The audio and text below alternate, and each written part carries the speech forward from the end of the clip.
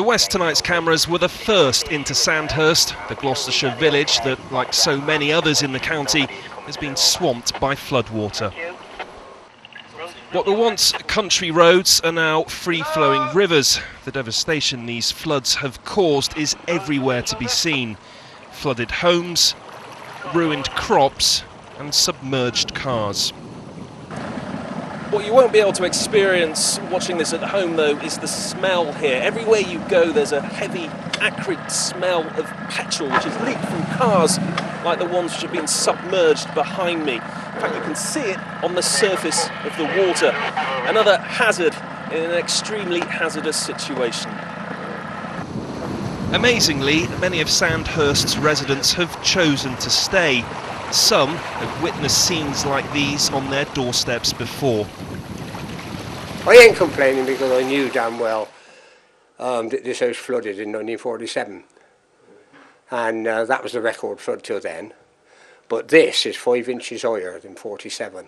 This flood we've just had is 5 inches higher than 47. And I witnessed 47 because I used to live there on the river.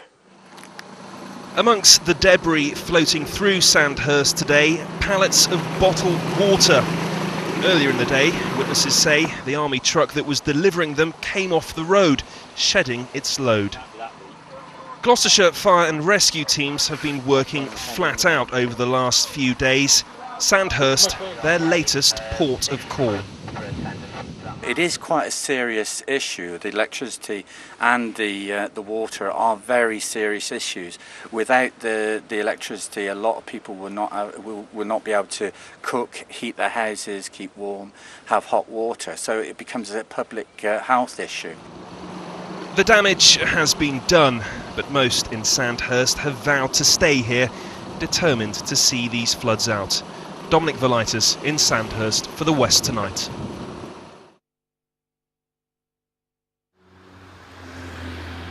It's the middle of the night in central Bath, and this group of freegans are on a mission.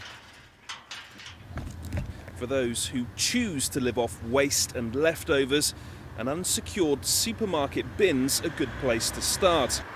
There is such a thing as a free lunch after all. We've got a half pack of digestives here that the supermarket employees are obviously enjoying and then just got rid of at the end of the day. Yeah, it does look like something out of a staff room actually, doesn't it? Got a couple of slightly dented tins of baked beans here. Some onions. This was a 4-pack, one's fallen out, so they've thrown them away. Well, tuna. And a couple of sweet potatoes. Technically, this is theft. Freegans, though, prefer to see themselves as scavengers with a conscience. They're not short of money. Their motivation is political. I'm personally unwilling to give my money to supermarkets because of some of their ethics. So this is a good way to get food without giving my money to companies that I feel act in an irresponsible way. Everything we take out of here and reuse or recycle ourselves is another item that doesn't end up on a landfill site. You're not at all ever worried about getting ill from the food that you get from these bins? No, it's a matter of common sense. I mean, if you found something in your fridge that was mouldy, you chuck it away in the same way as if you found something mouldy in a bin, you wouldn't touch it, you know, and you find most of these things we're pulling out of the bins today, expired today, have yet to expire. The latest figures suggest that a third of all food grown for human consumption ends up in the rubbish bin. That's approximately 17 million tonnes a year, a figure that's increasing by 15% every decade.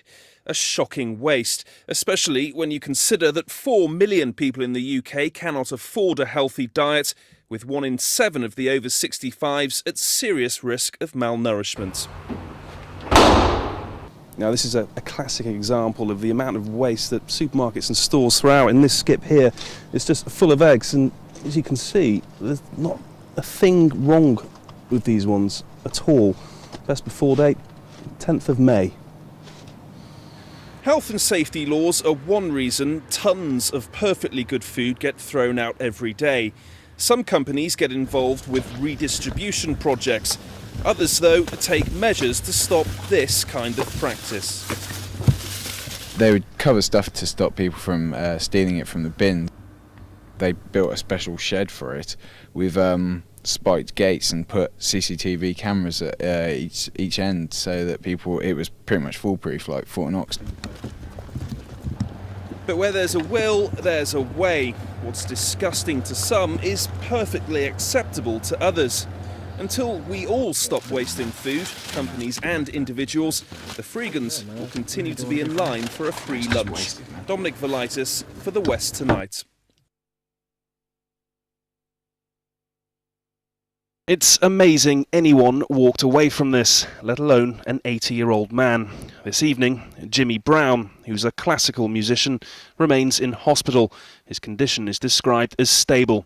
Unbelievable to many, including those first on the scene. He was looking back into the house for his dog, Bessie, who he was quite concerned about. In fact, I think he was more worried about her than anything else.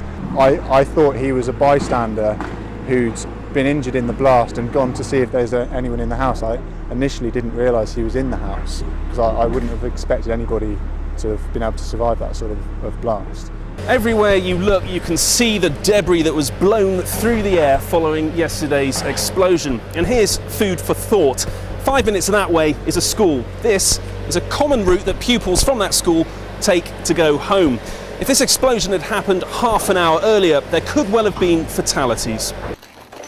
Today, residents are counting the cost. Amongst the losses, Jimmy Brown's own collection of priceless oboes. Many buildings here are Grade 2 listed. Some date back to the 17th century. Rebuilding all this could top £1 million. The front window is broken up there. I'm quite lucky because the computer is right there. If I'd been working at the computer, I'd have had a face full of glass. The guttering is broken. There's some tiles off, and there's a hole in the roof at the back. That's my car, and I think it's a write-off, so that's a start. The silver Toyota, I think that's probably written off. Before yesterday's explosion, engineers from Wales and West Utilities were carrying out work just outside Jimmy Brown's house. At this stage, it's unclear if there is any connection. DOMINIC VALITIS in Malmesbury for The West Tonight.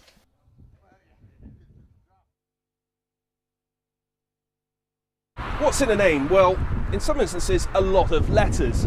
This, for example, is the longest place name in the UK. It's Welsh and sounds something like this. And this, according to the Guinness Book of Records, is the longest name belonging to a person. He's an American. But Roshandiatal Linesh Ianevashenk Koyanis Squatfiath Williams now has a challenger here in Glastonbury. Hi, I'm Captain Fantastic, faster than Superman, Spider-Man, Batman, Wolverine, the Hulk and the Flash combined.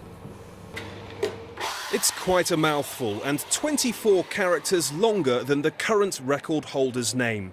£18 and 5 minutes is all it took for humble George Garrett to be officially transformed into, well, let's just call him Captain Fantastic for now. I was sick and tired of my old name, and this name's got a bit more of a shine to it, you know? It reflects me as a person. It takes a while to say the name, even longer to write it down. Filling in job applications could be tricky, and anyone wanting to send this 19-year-old a letter is going to need a very large envelope indeed. Probably never get through customs again. I don't know, the passport thing is probably going to be a bit of a hassle getting that sorted out. But what does Captain Fantastic's family think about this superhero-sized name change? I didn't really take much notice, I thought it was a joke. And how did you feel when he went ahead and did it? I think it's quite funny actually. I think it's too long. Love it or hate it, Captain Fantastic, faster than Superman, Spider-Man, Batman, Wolverine, Hulk and the Flash combined, is now on track for the record books. DOMINIC VALITIS in Glastonbury for The West Tonight.